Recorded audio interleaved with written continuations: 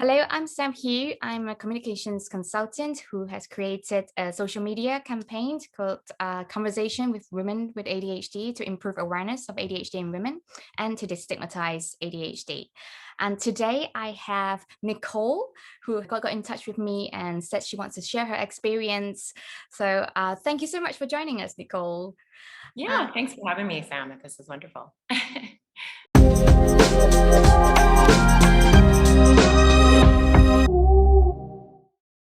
Can I start by asking you your name, your age when you were diagnosed, and what you do? Sure, yeah. So my name is Nicole Minions. I am 37 years old. I was diagnosed this year at 37 years old, and I own a real estate boutique on Vancouver Island, which is in British Columbia, Canada. And I also work in our local politics for our town as a municipal councillor. And yeah, so I keep busy that way. I'm the mom of three boys, so I keep really busy with my boys as well.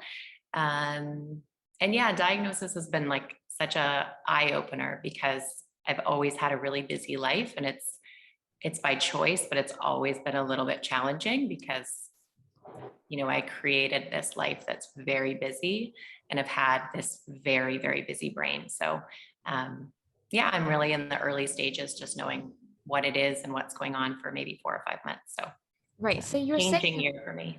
and yeah, and you were diagnosed in March, you said. That's right. Yeah. Oh, that's interesting. That's exactly the same month I was diagnosed too. Oh, interesting. Yeah. But I suppose leading up to that, you probably already had a few months or, this journey of self-diagnosing and looking up everything. Yeah, it was like it was really interesting because kind of always I've known I don't think my brain like thinks the same way as other people because and there's lots of people that do think that way, but I would struggle with the really small things and other people look like they weren't always. So I was like, something is a little bit different, or I don't fit in this. Like, I always thought the world was a little bit different. I didn't quite fit properly. Um, and then, yeah, after I had my kids and COVID, my business was just starting. It just, it came out a little bit like depression, and doctors were just saying, we think you're depressed. And again, I was like, I don't think I'm depressed. Like, I'm a very happy, energetic person.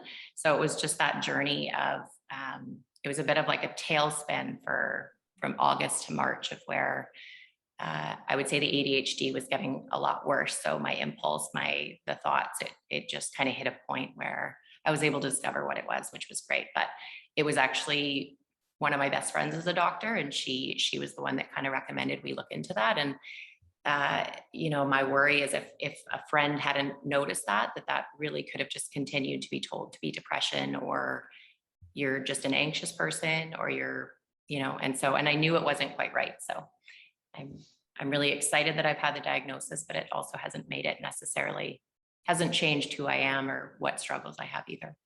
Yeah, exactly. We are the same people before and after diagnosis. And it is just that after knowing that there is a name to your condition, then you can make yourself more aware of all the ways in which it presents.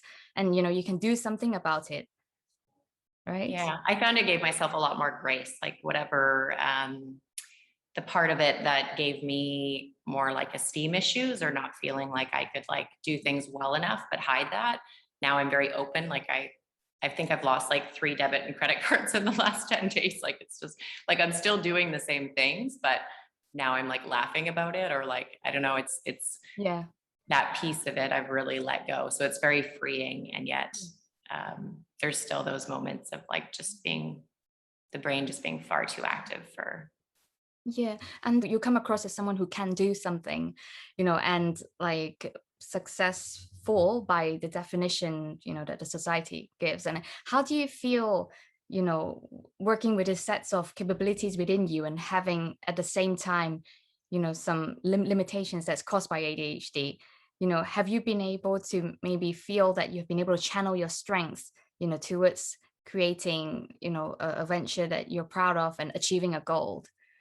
Yeah, I'm trying to think of how to answer that properly, but I think I can really ride on the energy and the creativity and the like it's given me drive probably always. And so I now know that those are the things, like those are the successful parts of my business.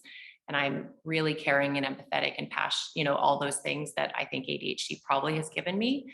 Um, but what I haven't done yet well is kind of figure out the things that it doesn't do, how I now make my work life easier, because I, one of my things is kind of like avoiding, you know, I might know what I should be doing with my nutrition or my health, or let's say trying out a medication, and I forget all those small things. So I feel like I know the tools that would help, but I'm still the same as probably before March. So it's more of an awareness thing, and talking to other people about it.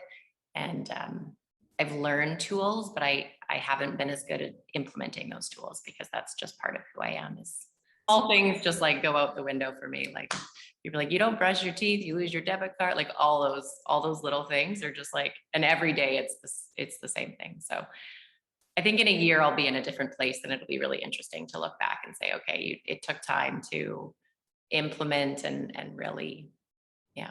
Yeah, definitely. It's a journey, isn't it?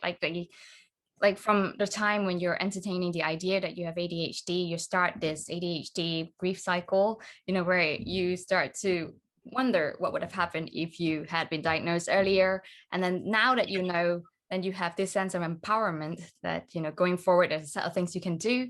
And then after that, you'll be looking, at maybe trying to, buddy up with a coach or a therapist, to sort of help you, because like a lot of people with ADHD can't actually do it alone, because we have an interest-based nervous system, and very, shiny objects and new goals are more interesting to us than creating a routine, right? Definitely. Like, yeah, it's very, very similar. That's something I've actually loved about, like, it's still a challenge, and it's definitely not like a superpower or anything like that, but watching yourself interview other women, and like, I find I can look at them, other women and girls or people that are talking about their experiences, and I see how bright or like how light they are. And so for me, that's like, it gives me a little bit of a look of like, maybe that's how people see me. And I've always like kind of rejected that. I don't like being told I'm successful, or I don't, I would rather focus on the fact that I'm dropping some of the little things. Yeah. But watching other women and like their success or their journey has like been very, yeah, it's just like, there's people that are living similar experiences, but to me, I don't know that I had heard those. Like, it's like ADHD in women and girls like didn't exist before the concept was like put in front of me this year. So it's, yeah, it's just such a, like, it is totally a journey. And definitely I was a bit, not disappointed, but like there was that little bit of a loss. Like, what if when I was in my 20s, I had discovered this, and now I would be kind of ahead of where I am right now mentally. Success to me is not the most important thing at all. But so yeah, it's a definite journey. And now that that's kind of, that feeling has gone away, and I think, what could you do if you could get a handle of just some of those things? Like I've worked with many business coaches before, but never anywhere based on ADHD. So it's I'm more in like the excited about, well, what if you did get a hold of these things? And yeah, it's a very interesting, exciting, I would say, time. Yeah, I mean, I completely agree with you, with how you said that, how the society defines success. It doesn't necessarily sit with you as, something that you want to focus on, or something that you feel, defines the whole of you, right? Because definitely, yeah, it is a stability on the outside, the reputation that people see on the outside. But, a lot of us with ADHD have really, we're struggling with our internal lives, behind closed doors, managing children, being a good mom and trying to run this business, it can actually be too much at one point. Of course. Yeah. And we do that too. We naturally, I find, do that, or, myself, I do that anyway. I shouldn't say we, but we like to take on all those things. But definitely I've always like thought that concept of like success is defined by your businesses. Cause then when I change businesses, cause that's something I always need that constant change every 5 or 10 years. People are like, well, why would you change that? That's working really well for you. And it's like, well, this is what I wanted, shiny object a little bit, but also challenge and like lifelong learning and all those things. Exactly. But people focus, I don't want to say people, I find people focus too much on like, well, that looks successful, therefore you should do it. Or like, you look like you're doing okay. And obviously like masking for me was a huge thing. Mm-hmm. for 37 years, basically, as far as like, I'll project this, the world like tells me that this is pretty close to how they would like best perceive me. And so that's really interesting because I've cared a lot less. And so I'm kind of in that stage where maybe I'm rebounding the other way and definitely being too much, as people would say, like just releasing that. Like I don't have to come across as people think I should come across anymore. But Yeah. I Yeah. want more people to be looking for that in women. Because for me, I talk about it a little bit here on social media, and like other people have said, oh, I really am going to look into that for my diagnosis. That really sits with me. And it's hard sometimes to share the negative because I always think, well, people that might want to come to me for my business or vote for me and in a political sense will be like, well, if she's doing that, like, oh my goodness, like that doesn't sit with what we think she is. So it's just been really interesting, being really comfortable thinking, if one or two women in the next 10 years learn from myself that maybe that's an avenue they should go, then like that's totally worth it, because it was super challenging not having that diagnosis for me. Yeah, and also I think what you said about the symptoms and the things we struggle with ADHD is that people who tend to have high IQ and intelligence, women especially, you most often also deal with emotional dysregulation. That's what I've Sure. read and I've come across, and I checked this with my coach and she's like, yeah, it is. It is true, it's shit. Right. you know so you give, God gives you this brain and then he gives you this, other thing to deal with, right? So that's really Yeah. hard. And also through looking at loads of webinars, from ADHD, like there is this one particular webinar that really stood out, where they talk about complex ADHD, where like about maybe 25% of people have simple ADHD, and that is the general presentation of inattentiveness, hyperactivity, and the combined. But then there's also 75% people, especially us who were diagnosed later in life, comes with a whole bags of other co-occurring conditions. And for me, it's anxiety and emotional dysregulation, where my brain tends to dissociate when I am in a position that really takes out, it just requires too much of my resources that I can give. So I wonder if maybe these are the sort of things that maybe you relate to, Yeah, definitely. I don't know, and I don't know if masking would be the right word, but I can put myself in a state of like really calm, or for my work, I can do that for other people. And like when people say you're one of the calmest people we've ever met, I've been called unflappable a lot. And I like it. It's to me, I call it like not bipolar, but like I can go from like the most calmest person that people think. Mhm. And really, I do definitely have emotional regulation. Like, I really care. Like I have a little bit of the RSD, so I really care how people perceive me. Mhm. So I come off and gentle and kind, which I am 90% of the time. But like if I'm angry or I'm sad or I'm kind of like you, I turn my brain off, and whatever happens is like, I don't know. But yeah, I have like that fire hot temper. And most people don't know that for sure, but it's like on your families and stuff. That's a challenge. And I have read a lot of people with ADHD have a hard time with like relationships and family and friends. And like that part for me hasn't been there. Like I have a really, I think, strong social life, strong community. But when the emotional deregulation, Dysregulation.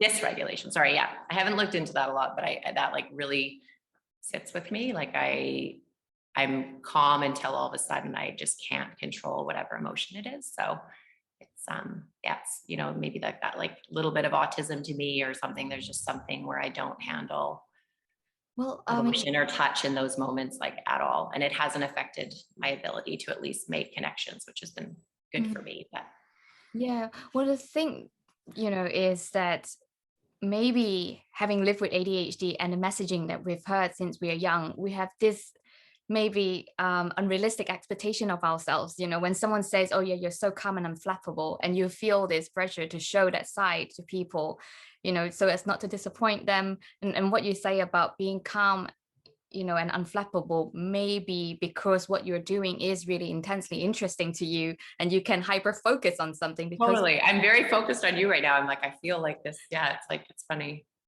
yeah.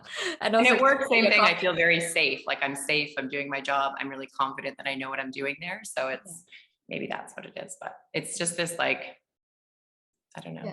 To me anyway, I feel like I can really play like this huge spectrum of everything. And so it's when people kind of like say you're like this or define you, I have a really hard time with it because I know that I'm really not either of those specific. It's like this huge range. And so you are a human being with a spectrum of emotions and a spectrum of feelings and a spectrum of personalities, right? I mean, and also say there are circumstances where people are going to trigger us in certain ways, and it might kick off the RSD, and maybe that's when the emotional dysregulation go a bit haywire, because we maybe it's a bit perfectionist, right? For sure, yeah. I define it as depth now. I just say like there's depth if you can, and it's okay to be all, but I also, my girlfriend calls it a vulnerability hangover. Like if I do have one of those moments, then there's a bit of a fallout from it because you feel guilty or bad about it. So I don't want to change myself, but I also don't want to have those moments where then I have to question why I was either angry or so sad or whatever the emotion is. Yeah, I mean, there's always a reason for everything, and also there's a learning for every experience. So having been diagnosed with ADHD, I hope that now you've maybe accepted those moments and not blame yourself, not feel that that's because I feel like it's all in the neurochemistry. It's not something I could control. And it doesn't feel controllable, and yet part of me is like, if I wrote down some of the things that I would want to kind of look at, maybe it wouldn't be one of them. Maybe you just find people that accept you in that way. But I find I'm so interested in learning about ADHD, obviously, and the different things. And I don't know, it doesn't necessarily seem like other people, in your world are necessarily that interested. So that's like a really interesting thing is like, am I talking about it too much by just putting something out there once a week when it really interests me? And it's like, you know what, I'm just going to do what I want to do and hope that I definitely need other people to understand it for me to thrive in my world. So you are exactly right. Talking about it. but that is so true though. What you say about telling the people in your circle, advocating for yourself and telling them about the symptoms, and the triggers, and maybe restructure your environment to suit. And a big part of it is to make people know how to deal with, how to communicate with you, and especially people in your immediate close circle in your family. Definitely. Like I constantly tell my daughter, who's old enough to understand, this is how I work. If you push it a little bit, it's not going to be pretty. Okay, you have a choice. Are you going to have a peaceful morning or an angry morning? And she's like, peaceful morning. Oh my gosh, that's so funny. I'll have to try that. Well, yeah, I mean, there's something less extreme, maybe a peaceful and not so peaceful, but they only keep. No, it's like I mean, it's real. I used to really children weren't necessarily something. I have children. I love my children, but it wasn't something that I was planning because I probably thought that would be too much for me. So when I do have those moments of I get, it's not super temper, but I snap a lot in a small way. And for years, I just thought see, you're not a good mom. You don't know how to do that properly. And now, it's interesting to hear of how you might talk to your girl or girls, because that's something I do definitely want to work on, is I don't want to affect them in a way. And of course, I'm now watching my boys who are too young to kind of figure out, but they have similar things, they. Yeah. I mean, how old are your children? They are 4, 7, and 9. Oh, okay. So quite little still. Quite little still, yeah. And my 4-year-old's the most similar to me. So I'm just kind of watching him, and, I want to interact with him in the most positive way possible. So it's great that I got the news this year as far as how I can now parent my children. Yeah, absolutely. And also help them out as well. At some point, they need the help in school, right? Exactly. And I wanted to ask you, what are your management strategies at the moment in terms of managing your symptoms?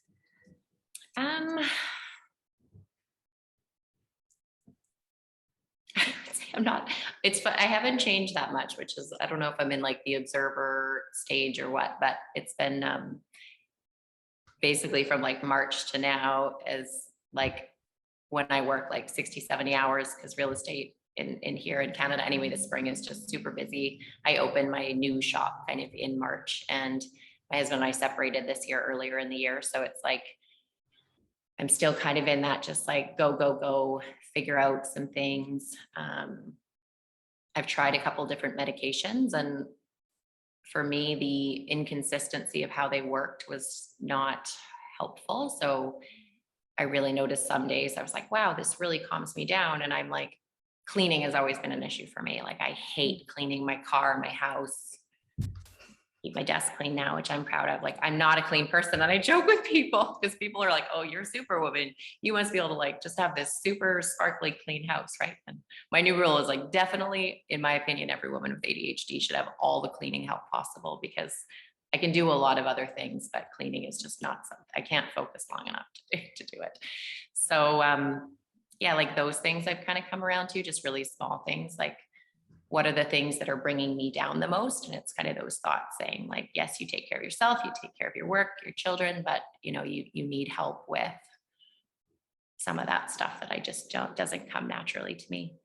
And yeah, I'm still open to trying medication. I think I haven't had any for about a month, and I'm starting to notice that I'm not where I kind of was when I was trying to take something low dose in the morning. Right.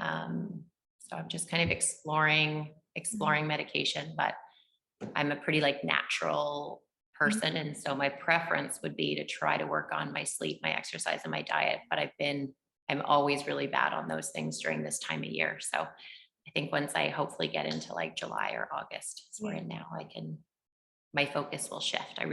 This business was really important to me. And I was looking to open it for about a year, but because my mental health just kept kind of saying like, you're not quite ready to do that yet, got to the place where I was. And yeah, I haven't had time to work on the management of it as much as I would like. Yeah, I mean, I suppose like you say, you know, a lot of times things have their time and season, and with you, your focus was to sort out your business, you know, and to open shop, and then you know, you were titrating with medication, trying different type of meds, and it is a journey. I find, you know, some people get it immediately, and some people just, you know, end up stopping for a while and then restarting. And I'm not medicated as well at the moment because it probably will take me a few more months to stop breastfeeding, and I don't want to do it whilst I'm still breastfeeding. And I've been self-medicating, and I've been talking about it.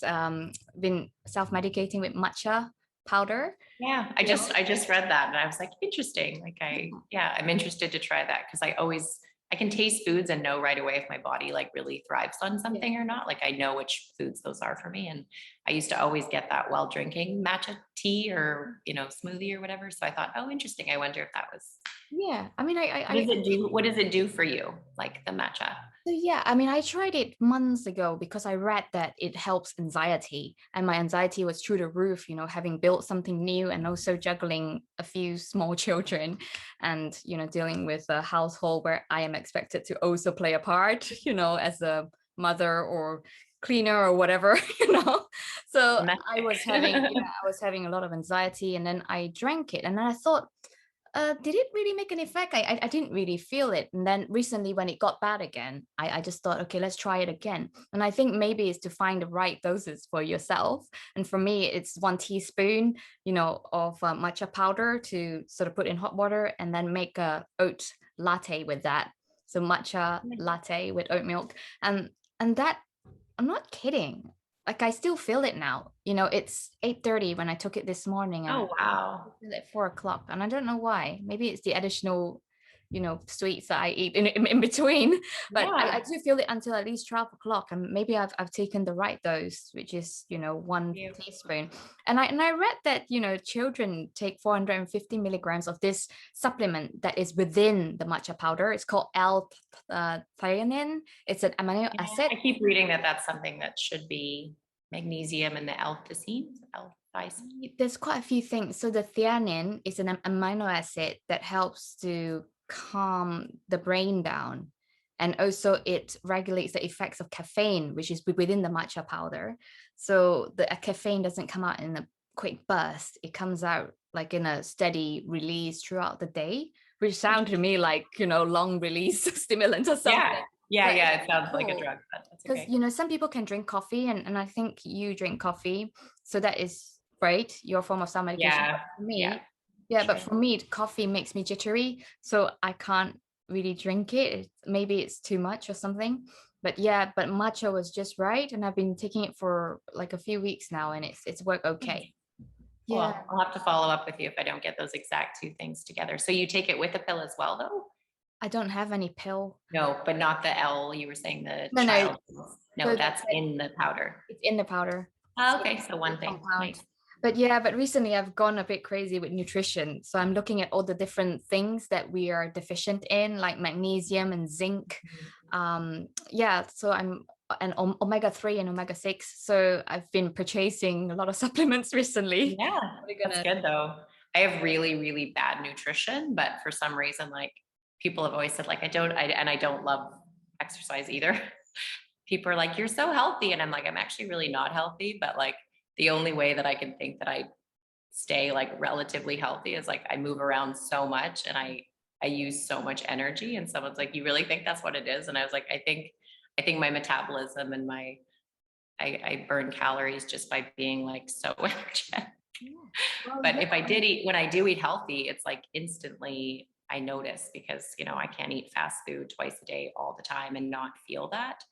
So now that I know I actually have something, like it's not just, Yeah. I really know nutrition is probably like 75% of my battle personally, and maybe a pharmaceutical drug and maybe not. And I think either way is great. Yeah. I mean, I've been looking into it so much because recently I'm looking at ways to help a young child, which is my own child, manage ADHD symptoms without meds, because I can't imagine starting a child on meds at the moment.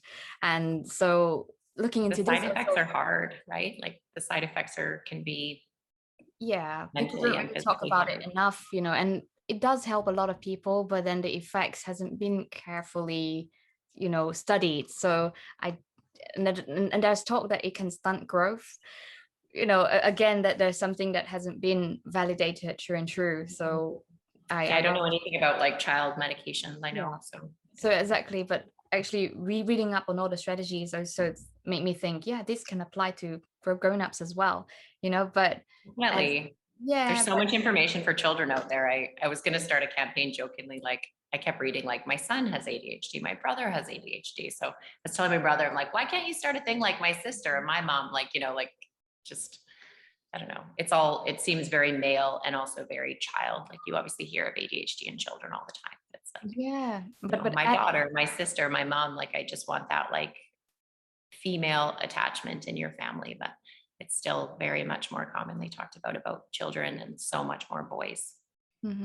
Yeah, I think you are exactly right. But then with the advent of the pandemic, adult ADHD is all the rife right now. People Is are it? Yeah, I've been noticing more and more. And I'm like, I thought it might have been me. And then I'm like, maybe it is. Like a lot of women have come forward in my community saying, oh, we've just recently been diagnosed. So I'm like, it's so interesting that there's like this, like, right. I don't want to say wave, but it seems like something that people are listening to. And for me, that I would have really wanted to advocate for, I've seen quite a few therapists in the last 20 years try to kind of, sort what could be causing the anxiety that I was having. And it just never even came up as a topic. So for me, that was like a frustration. Like, Well, exactly. I'm thinking as soon as you have a degree or you have a successful job, or you immediately get disqualified from having any sort of neurological condition. yeah. And I wanted to ask, like, where are you based at the moment? So I'm based, like, where do I live? Yeah. So I'm on Vancouver Island, which Oh is yes. west coast of Canada. There's Vancouver, which is like a 2-hour ferry or like 30-minute flight. That's where I grew up, was in Vancouver. And I live in like a really small beachy community that's I don't know, about 70,000 people in the area. Yeah. But really outdoors. Like I love water and forests. I scuba dive. Nice. I love just being in nature. So for me, this community, I think I've been here 8 years now, like my 30s has been really healing, and it actually subsided a lot of things for a couple years. And then I would say the last two years or so, just it was getting to be just, I don't know, just hit too many jobs, too many kids, too many demands, and really struggling. I call it with like the feminine domestic stuff, and just Yes. it was this battle, and that battle's now gone down a little bit, or I'm thinking, okay, it's totally acceptable for you to come up with coping mechanisms. And I'm almost turned 38 soon, like almost 40. I'm just going to have coping mechanisms now for the rest of my life, which is Yeah. super helpful. Yeah. They define you, don't they? Like they Well, now I can work, like I don't think you can do too little self-care. Like you can't have enough coaching or therapy or communication avenues. So now knowing that I can do something specific with ADHD, which I haven't done yet, because again, I just came out of this kind of like 4-month bubble where I just put my head down. That's super exciting that I might be able to do specific coaching or planning, or yeah. but we don't have, like, I keep reading about virtual assistants. I mean, I live in a pretty small community where things like that are, I don't know, I might not have everything at my availability here, but Oh, well, you were saying that a few women in your community, has like come yeah. up to you and said they might have ADHD too. Yes. Is, do you like sort of have any advice for them, or do you sort of meet up for a chat sometime, or how is that working out for you? Yeah, like so far, it's been mostly like messaging back and forth just on, like, again, pandemic. So we haven't been out as much with people we don't see as often. So social media type connections. Um, there's people that are like newer diagnosis than I am. So that's kind of cool because it feels like, I'm a newbie. But just being really honest about like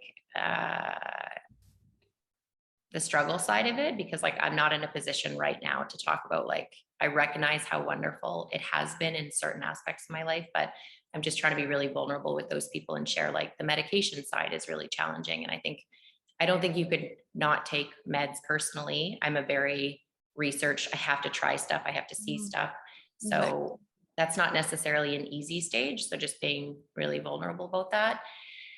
And it has, as much as I said, it hasn't caused relationship issues. It definitely has, because it's like, I don't want to say reborn because that sounds almost religious or spiritual, but like it's made a really big difference on like the way I'm thinking about things and like the way I see the next half of my life. For sure. It's like this like bend of like, this is before, this is after.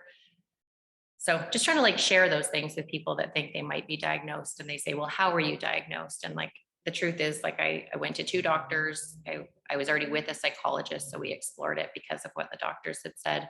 And I'm on a list that's like 2 to 3 years long to get an official diagnosis. So sometimes I think like you shouldn't be saying or even talking about ADHD. Like you don't have like whatever that diagnosis process looks like. But for me, I don't need that. It's, I can read about it. Yeah, everyone that knows me was like, definitely that's what it, that's you to a T. Yeah. So it's interesting answering people's questions when they're saying, well, how did you get diagnosed? And like, are you better now? And it's like, well, no. But yeah, I was thinking like, definitely want to do some like community building in my own community. I think now there's probably like 6, 7, 8 women that I've met in my smaller community that are going through either diagnosis or were diagnosed before, and they said they hadn't told anyone in like, 5 or 10 years, which is, I'm just a talker, so I talk about it. But I I was think, like, I've met like the first month, I was like, well, I'd already met like 2 or 3 women, but again, my way of communicating is just sharing and yeah, yeah. I think doing that, helps other people open up as well. Like after talking about ADHD myself, like 2 or 3 of my friends, have said that you've opened up a beautiful journey for me. And I'm like, yeah, the things you read about superpowers, they are great, they are possible, but they are also the other part as well, and some people might purposely glance over the difficulties because they want to believe that, this thing is empowering, which it is, in a lot of ways, if you find the right interests and have the environment, that help you thrive. But that doesn't mean that your challenges stop, right? I think the environment part is just so important to not making it, I called it like at this time, it feels like an affliction to me, like most of it's negative, the part of having it. But if I can create the environment, I know I'll have a more positive outlook for it. Like I know that's the future of it. But for me, I can goal set and hit every goal pretty much. Like I have no problem goal setting. My dreams are always big, and like people are like, well, you want too much. It's like, well, no, I don't want too much. But setting up an environment is the hard part for me. So like I know that that's going to be the key to me having like the feeling like maybe sometimes it's more of a superpower, but setting up the environment for me will be the hard part, because I'm not going to set aside time to set up my environment, and I need to. So that's probably where like a team or bringing in someone, or maybe I'll do a support group or something with local people and do coaching or whatever. But for me, setting up the environment every day, I'm like, let's start that journey. And then I'm like, nope, not today. I'm too busy, or I see something I really want to do. So it's, yeah. I mean, a lot of the time it starts with even having a virtual assistant, like you say, you know, to help take away some of the things that we need to do, so that we can then focus on the things that we want to do. My best friend is my business partner, and she knows me quite well. And like I almost, in some ways, a lot of my girlfriends have taken on that role kind of thing over the years. But I think sometimes you need to take that off of somebody's plate as well, and have like, you know. Very inspiring talking to you about your journey and, you know, the things that, you know, you find important within, you know, having an ADHD diagnosis. I wanted to ask, if say someone's watching this and they thinking that they want to pursue a diagnosis, but they're not sure if it's going to be useful for them. Maybe, you know, they are in their, you know, later part in life and they don't think that's going to make a difference. What would you say to them? Do you have any advice? You know, my first thought there was like, to me, is like, it can't hurt to have that information. Like, it might bring some things up and timing might be important for it, but you know, there's like 3 or 4 page checklist that you can just go through.